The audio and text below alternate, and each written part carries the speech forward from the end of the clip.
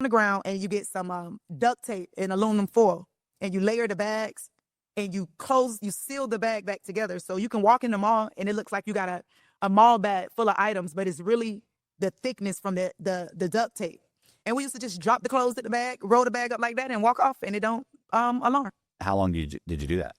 I did that till I was so 14. I ended up going to a juvenile program for stealing. So I went to juvenile program for stealing cars, stealing clothes, like.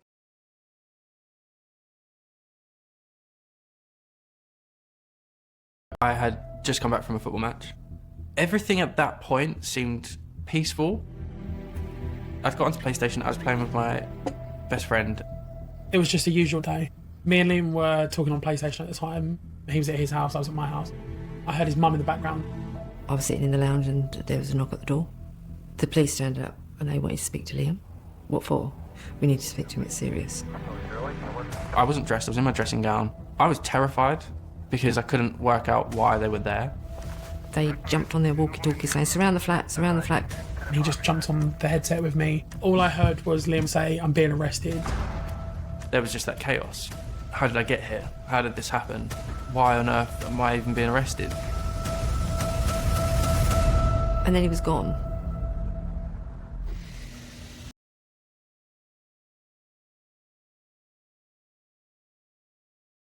Gone a long way to erasing this horrible threat to Israel. The so-called 12-day war marked a dramatic shift in the balance of power in the Middle East, and it was the culmination of decades of escalating conflict. We're ready to roll. Leading up to the war and after it began, we sat down with officials, insiders, and experts on all sides. This film's going to cover a large swath of history. Yep. And we've drawn on years of frontlines reporting to trace the roots of the conflict.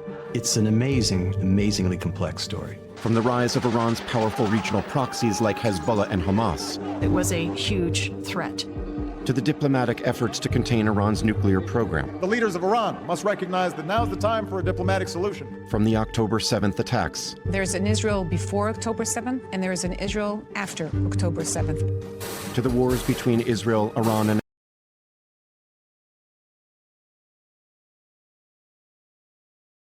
prestigious universities in Canada has now vetted through all the highest levels, and they want to introduce a course on Diljit Dosanjh to their students.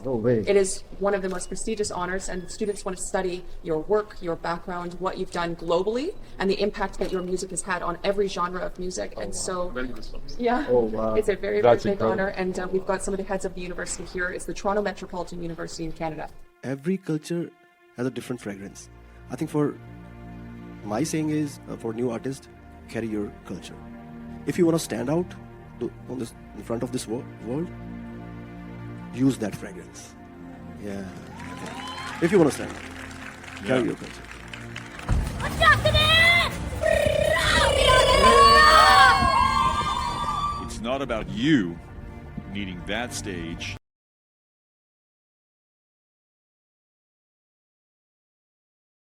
So I'm Dr. Tara Swart. I'm a neuroscientist and a medical doctor who specialised in psychiatry. And I lost my beloved husband to leukemia almost 4 years ago, 2 days before our 4th wedding anniversary. And that everything I believed in had gone wrong. I was just totally lost and broken. But then I started getting signs from my husband. And in my desperation, I did consult a couple of mediums, but not being impressed by them. I ended up thinking, if it's possible to communicate with someone that's passed away, and I am all about optimizing my brain, then I should be able to do it myself. So I went down a rabbit hole, and what I've uncovered in this research is going to have a really beneficial effect on a lot of people. Why? Because it means that we are capable of so much more than what we think the human mind is capable of. So listen, here's what I'm going to do. I'm going to try and ask the questions and challenge you in ways that I think the viewer might challenge you. I want you to ask me those questions.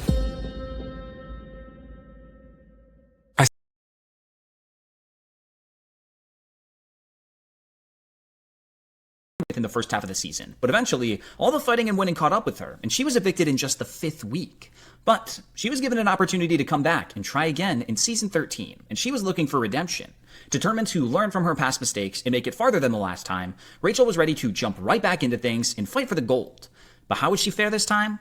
Let's start at night 1 and kick this story off. I'm back, bitches! I'm better than ever! You have no idea what you're in for. On night 1, 8 new players entered the Big Brother house, and they were surprised to learn that they would be the only new house guests on the season, and that they would soon be joined by 3 of Big Brother's best dynamic duos from seasons past. Before they learned about who would be joining them, though, Julie told all the players that they would need to partner up with another house guest in anticipation for the big twist of the season.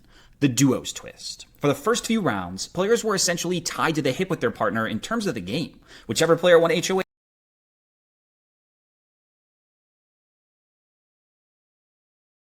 Who is Colin Thompson? And 2, y'all are making 6 to 7 figures doing podcasts? I'm in the wrong line of work. I make like 4 figures here in the $10 million studio. Barely keep the lights on, okay? So I went to do some research, figure out, how these people are making all this money and also how they got robbed. And what I found out was that this company that stole the $4 million was a podcast network called Cast Media.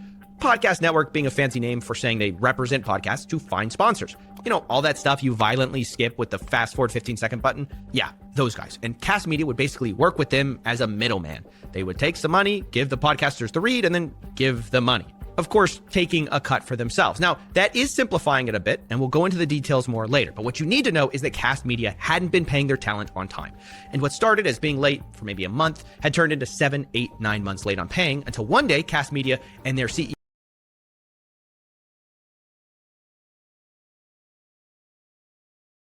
when I posted that I'm hanging out with Pavel, a lot of people, fans of his, wrote to me asking if he does, in fact, privately live the disciplined, ascetic life he's known for.